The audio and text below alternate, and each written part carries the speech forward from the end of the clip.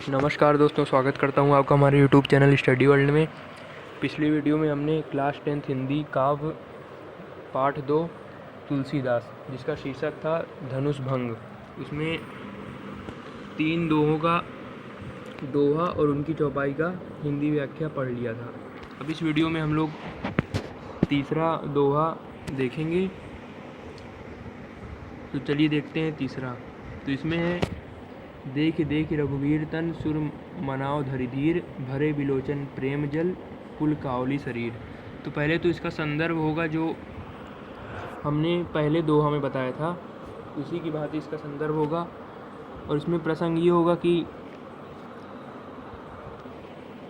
प्रस्तुत पंक्तियों में तुलसीदास जी कह रहे हैं कि धनुष यज्ञ के मांगलिक अवसर पर बालक श्री रामचंद्र जब धनुष के निकट मंच पर पहुँचे तो चिंतित सीता जी पिता के प्रण पर चिंतित होती हैं। जो सीता जी हैं वो पिता के प्रण पर चिंतित होती हैं और राम की सफलता के लिए देवताओं से प्रार्थना कर रही हैं। तो ये इसका संदर्भ हो गया, ये इसका प्रसंग हो गया। अब इसका चलिए हिंदी व्याख्या देखते हैं। तो पहले है, देख देख रघुवीर तन सुर मनाओ धरि धीर। तुलसीदास जी कहते हैं कि श्री रघुनाथ जी की ओर देख देख कर सीता जी धीरज धरकर देवताओं को मना रही हैं। देख देख यानी देख देख कर, रघुवीर तन यानी भगवान राम के शरीर को देख देख कर, सुर मनाओ, सुर यानी देवताओं को, मनाओ यानी मना रही हैं, और धरि धीर धीरज धरकर सीता जी श्री राम जी की ओर देख देख कर धैर्य धारण करके देवताओं से मना रही हैं। और भरे बिलोचन प्रेम जल, और नेत्रों में प्रेम के आंसू भरकर पुल कावली शरीर, उनका शरीर रोमांच से भर गया है। तो बिलोचन यानी होता है कि बिलोचन मीस होता है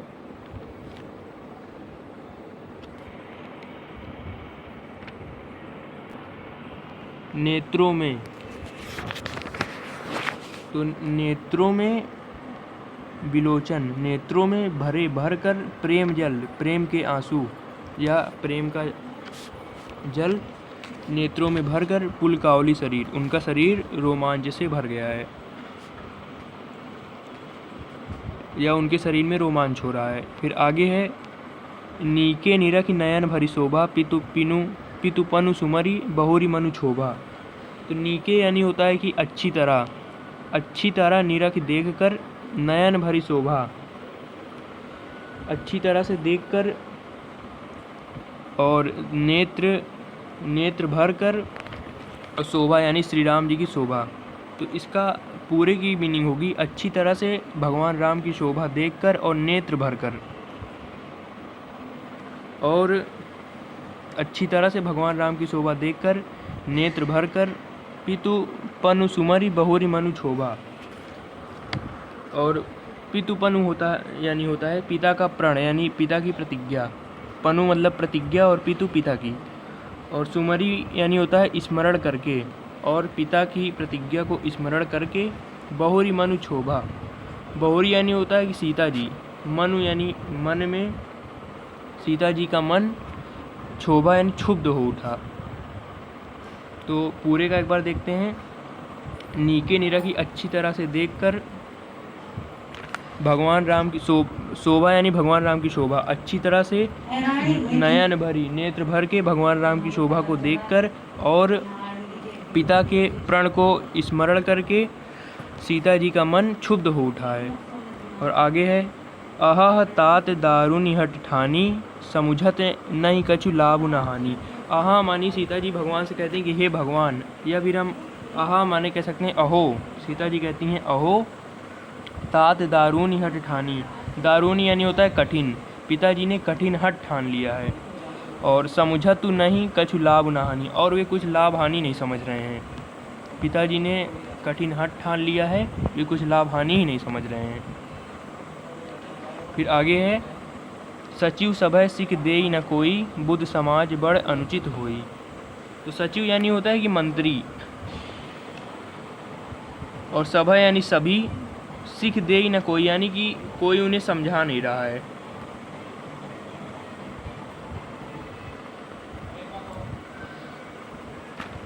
यहाँ पर सभय नहीं होगा, यहाँ पर समय होना चाहिए।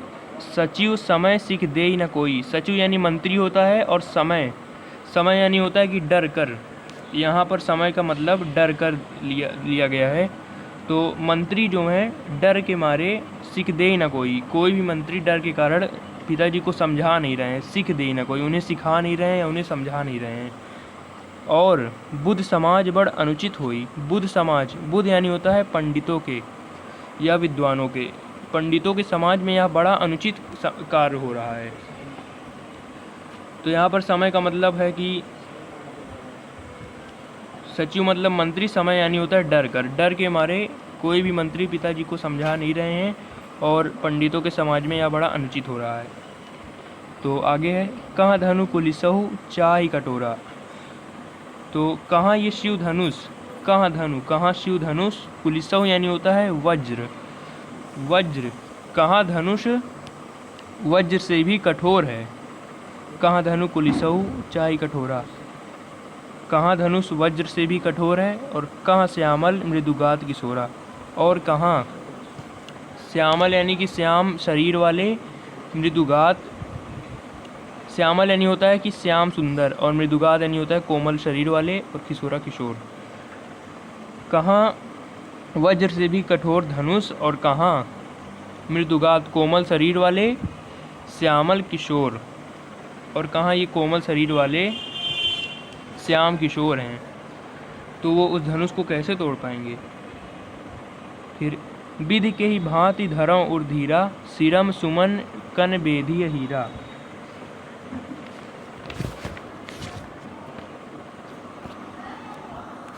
तो विधि यानी होता है कि विधाता। सीता जी कहती हैं, हे विधाता, के ही भांति धरौ उर धीरा।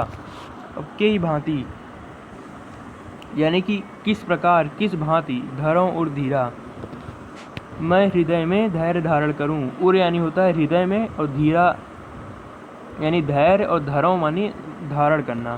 तो हे विधाता, मैं किस भांति से हृदय में धैर्य धारण करूं। सिरस सुमन कन बेधिय हीरा। सिरस सुमन यानी होता है कि सिरस के फूल, सिरस सुमन, सिरस के फूल, और कन यानी कड़। तो सिरस के फूल के कड़, बेधिय हीरा, हीरा को कहाँ छेद पाएंगे। यानी कि यहाँ कहा गया है सिरस के फूल के कण भला हीरा को कैसे छेद सकते हैं। तो वो भगवान राम, उसी प्रकार राम उस धनुष को कैसे तोड़ पाएंगे।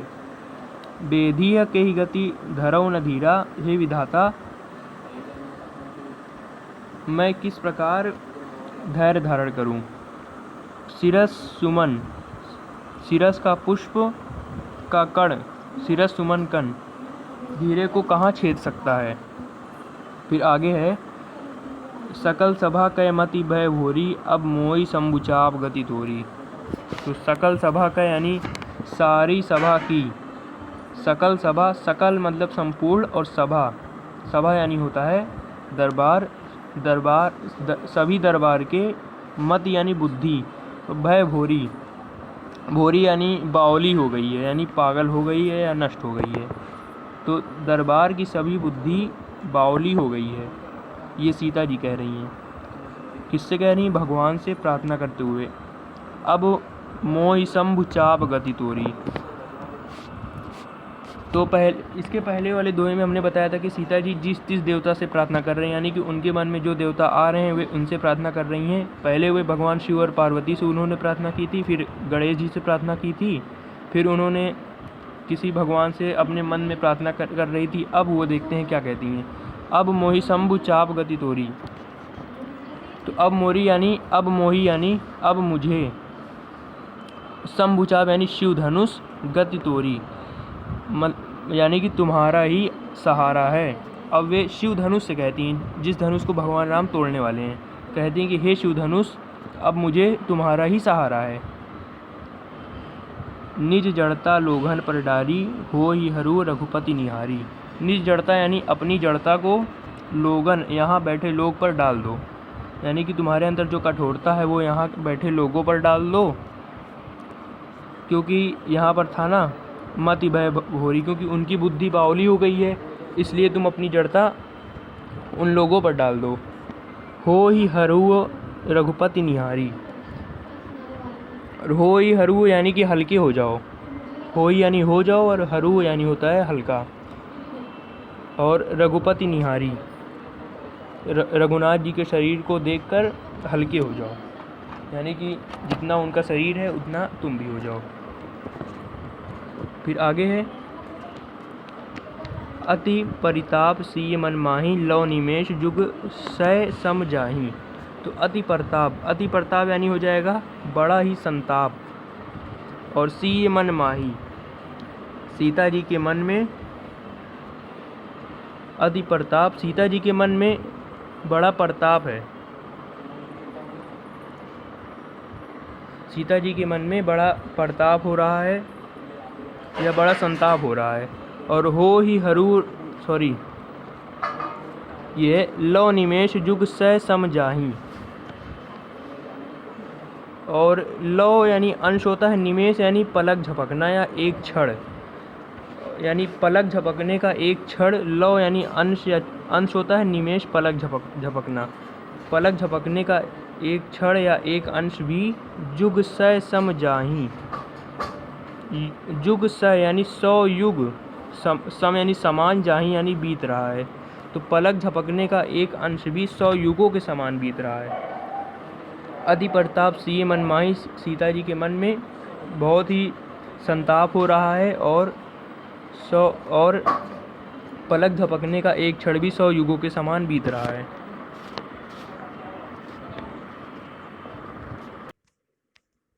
तो ये वाला दोहा पूरा हो जाता है। अब चलिए इसका काव्य सौंदर्य देख लेते हैं। ये काव्य सौंदर्य ये यहाँ से लेकर इतने पूरे तक का है। इस काव्य सौंदर्य में अब भाषा तो पहले अवधी हो जाएगी, क्योंकि श्री रामचरितमानस की भाषा अवधी ही है। और गुण इसमें हो जाएगा प्रसाद।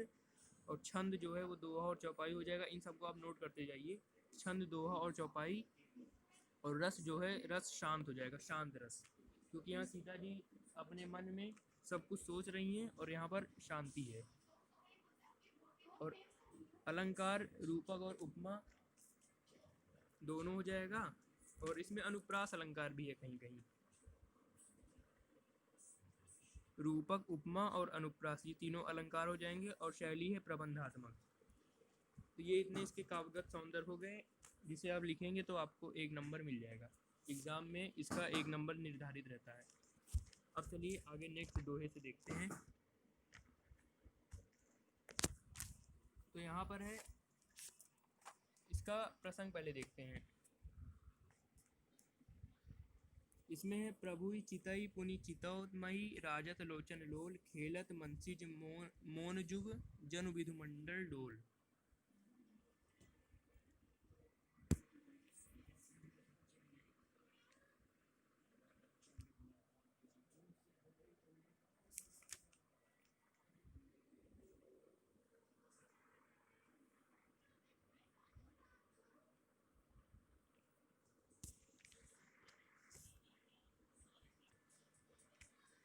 तो इसका भी प्रसंग वही पहले की जैसा होगा कि धनुष यज्ञ के मांगलिक अवसर पर जब श्री रामचंद्र जी धनुष को तोड़ने के लिए मंच पर जाते हैं, तो सीता जी उनकी सफलता के लिए देवी देवताओं से विनती कर रही हैं। और श्री रामचंद्र जी और इसमें क्या होता है, श्री रामचंद्र सीता जी को देखकर उनकी व्याकुलता को समझ जाते हैं। ये प्रसंग इतना हो गया। अब व्याख्या देखते हैं तुलसीदास जी क्या कह रहे हैं। तो पहले है प्रभु चितई पुनि चितौमयी, राजत लोचन लोल।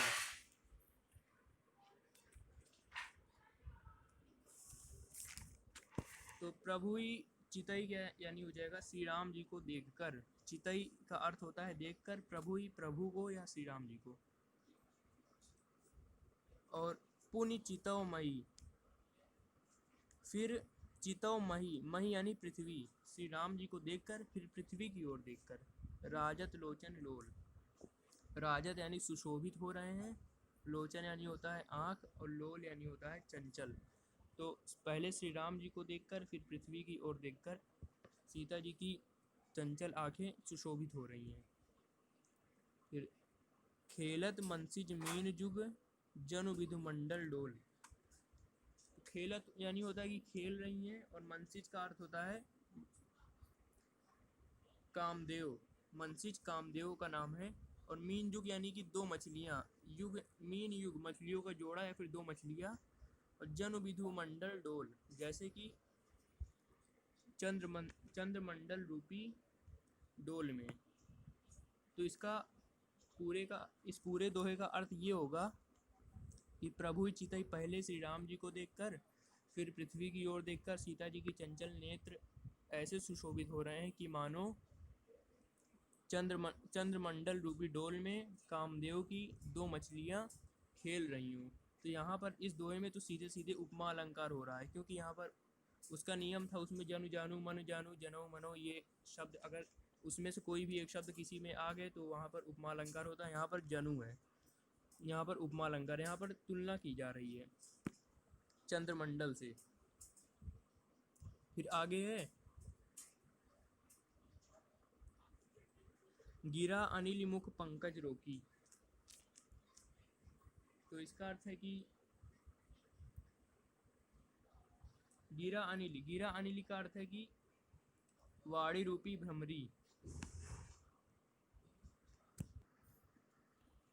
तो गिरा यानी होता है वाड़ी, ये गिरा यानी वाड़ी, और अनिल यानी होता है भ्रमरी या भौरे।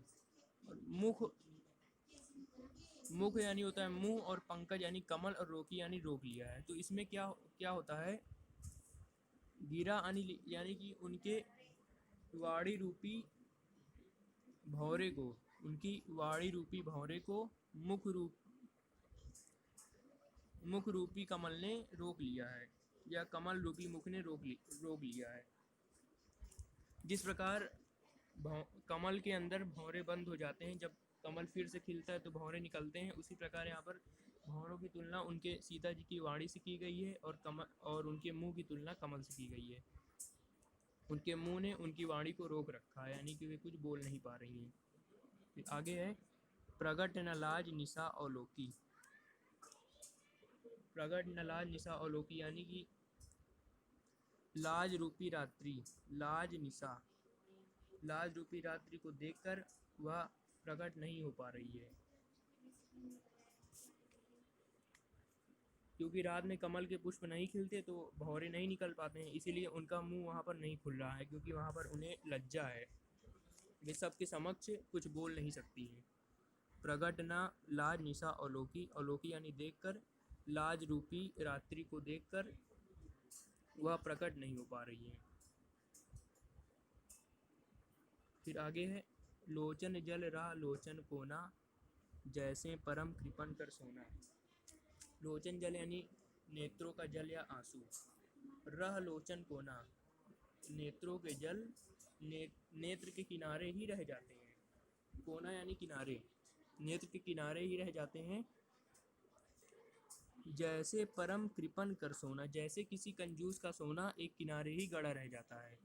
परम कृपन यानी किसी बड़े कंजूस, कृपण यानी होता है कंजूस, जैसे किसी बड़े कंजूस का सोना किनारे ही गड़ा रह जाता है, उसी प्रकार उनके नेत्र का जल नेत्र के किनारे ही रुका रह गया, निकल नहीं रहा है।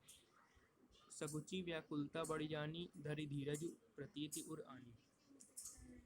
सकुची यानी होता है संकुचा गई, और व्याकुलता बढ़ी जानी, अपनी बढ़ी हुई व्याकुलता जानकर, वे अपनी बढ़ी हुई व्याकुलता को जानकर संकुचा गई। कौन? सीता जी। धरी धीरज प्रतीत उर आनी,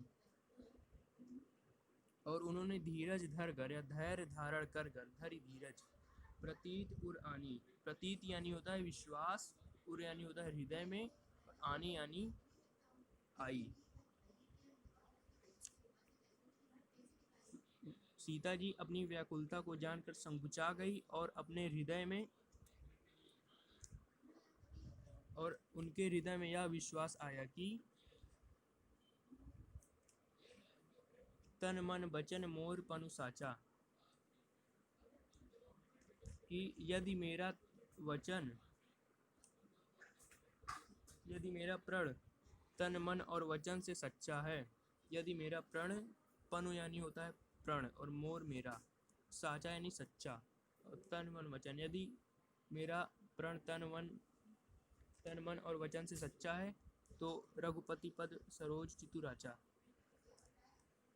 तो रघुपति पद सरोज यानी राम जी के कमलवत चरणों को यदि मेरा प्रण तन मन और वचन से सच्चा है तो राम जी के कमलवत चरणों को चितुराचा, मेरा चित्त अनुरक्त है। राम जी के कमलवत चरणों में मेरा चित्त अनुरक्त है यानी समर्पित है। ये सीता जी कह रही हैं, क्या कह रही हैं? यदि मेरा प्रण तन मन और वचन से सच्चा है तो भगवान राम के कमलवत चरणों में या कमल रूपी चरणों में मेरा चित्त समर्पित है या अनुरक्त है। फिर आगे क्या हुआ? तो भगवान सकल उर्वासी, तो भगवान यानी होता तो भगवान, और सकल उर्वासी सभी के हृदय में वास, तो सभी के हृदय में वास करने वाले हे भगवान, वे दूसरे किसी देवता से कह रही हैं। और यानी हृदय में वास करने वाले सकल संपूर्ण, तो सभी के हृदय में वास करने वाले हे भगवान, करी ही मोहि रघुबर कै दासी। करी ही मोहि यानी मुझे अवश्य बनाएंगे, करी यानी करेंगे या बनाएंगे, मुझे अवश्य बनाएंगे, रघुबर कै दासी, रघुवर की दासी यानी भगवान राम की दासी।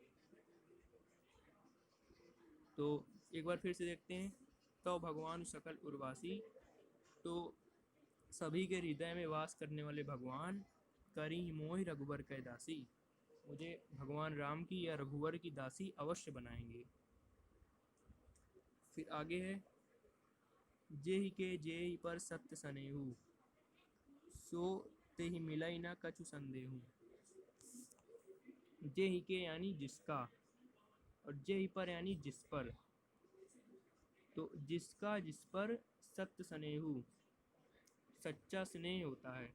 सत्य स्नेहु, स्नेहु यानी स्नेह, जिसका जिस पर सच्चा स्नेह होता है, सोती ही मिलई, वह उसे ही मिलता है। जय के जय पर सत्य स्नेहु, जिसका जिस पर सच्चा स्नेह होता है, सोते ही मिलई, वह उसे ही मिलता है।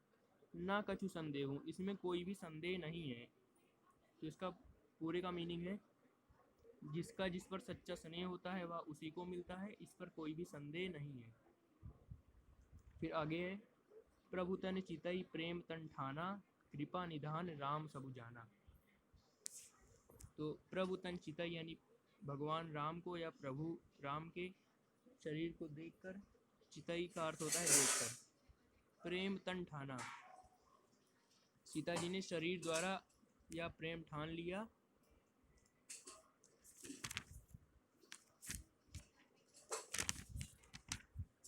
भगवान राम के शरीर को देखकर सीता जी ने प्रेम द्वारा प्रण ठान लिया। कृपा निधान राम सबु जाना, और कृपा निधान राम सबु जाना, और कृपा निधान राम जी थे, सीता जी की व्याकुलता को समझ गए। इसका प्रसंग ये था ना कि सीता जी जब भगवान से प्रार्थना कर रही थी कि भगवान राम धनुष को तोड़ने में सफल हो जाएं, तो भगवान राम उनकी व्याकुलता को समझ गए देखते ही। तो यही यहाँ पर है, प्रभु तन चितई प्रेम तन ठाना, सीता जी ने प्रभु को देखकर शरीर द्वारा प्रेम ठान लिया। तो कृपा निधान राम सबु जाना, तो कृपा निधान श्री राम सब जान गए उन्हें देखते ही। आगे है, सियाई बिलो की तकेउ धनु कैसे।